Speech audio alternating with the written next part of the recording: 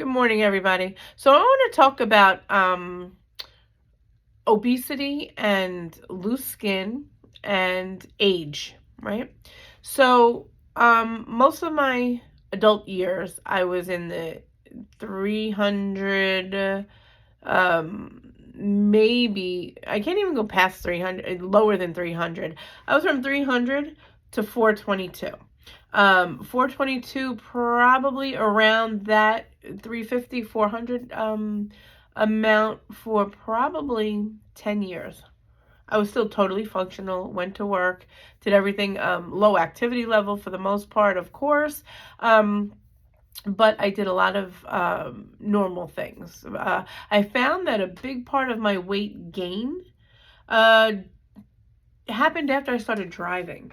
I didn't drive until I was about 32, 33 years old. I was always afraid because it just seemed like there was so much going on with, I'm looking, where do I look? There was so much going on. I'm looking directly straight, but I think I'm supposed to look up.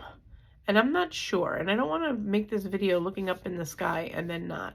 But I also notice that I get droopy eyelids when I'm looking straight across. So we'll try both. All right. So I'm going to do a little bit of this as if I'm speaking to somebody, and then I'm going to talk to myself.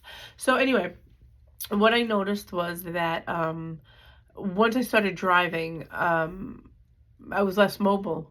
And so once I was less mobile, naturally, I'm eating too much, I'm sedentary, and packing on the pounds. That, in addition to, some personal depression with relationships and just family things and struggling to make ends meet as a single parent.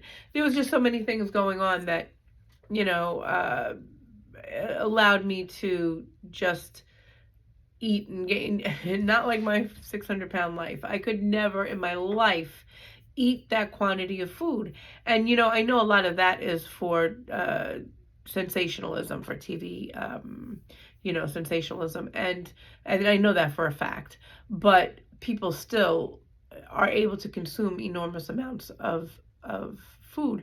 For me, I think that there's a genetic component, and in addition to that, again, sedentary lifestyle. I always worked a desk job, so there was no reason for me to, really have to be very physically active. And then I also had some back, spine, neck issues, which, contributed to my lack of activity. So anyway, all those things being said, I've been morbidly or super morbidly obese for a good portion of my life. And so losing weight, of course, everybody gets, loose skin, and they say, oh, people tell you from a young age that your elasticity in your skin, gives out after a while. And what really happens is, of course, it's sort of like a balloon. You blow up the balloon and then you let the air out, and it's crepey, droopy, it's not that same balloon that you first stretched out and blew up. Same with the skin, right? So what I've noticed and I've become quite bothered by, which is why I also have a problem making videos, as often as I want to. Like, I'll get up in the morning and say, oh, I'm going to make a video about this. And then by the time I'm done getting dressed and doing my hair and all of this stuff, and I see this is so depressing to me, that, and not to mention the rest of my body, that it's, the same. It's just that gravity is not my friend. And so then I see this and I'm like, I look at other people on YouTube making videos and I'm like, nobody looks quite like this, And so anyway, so then I kind of changed my mind and turned myself off from doing it, from making a video. But I did want to talk about, people say about Ozempic Face, and just in general, again, it's droopy skin. Well, you can't go from having a face, this big. No exaggeration. I mean, my face, I didn't have really a neck. I think my chin started down here.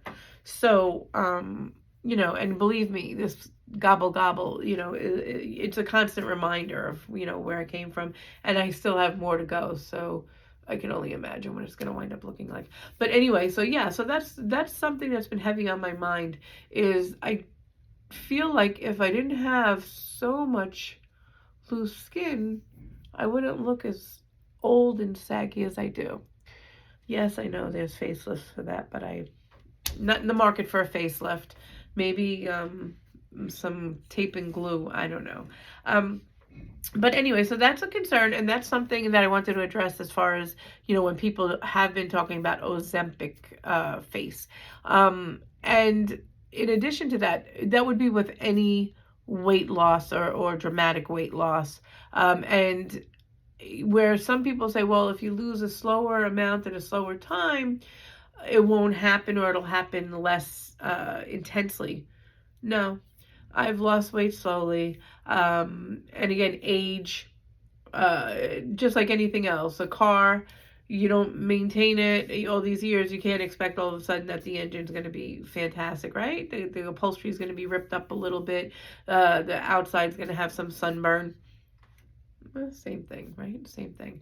And so, yeah, so I just wanted to address it that, when we're younger and we lose some weight, how great are we, right? It's go out and buy the new clothes and, get a hairstyle and do all these wonderful things, and you can't help but look in the mirror and say, wow, this is like amazing, right? Yeah. And then there comes a point where you look in the mirror and you say, this doesn't look good. This looks terrible, and then still have to face your day. And I just feel like it's premature aging. When I look at other people my age, I just turned 60. And I look at other people my age who are, of course, more physically fit, or even some people who are overweight and have lost weight. Everything is fine-tuned, and they might have a little bit of something here or there, but nothing like this nonsense, and I know that they also say, with age, all these, even the celebrities who have had plastic surgery, or body contouring, or even the really gym fanatics that are celebrities, the neck always gives it away, right? So they say your neck and your hands show your age, regardless of what you do to the rest of your body. And so people who have a lot of money can still have a neck that's, showing their age.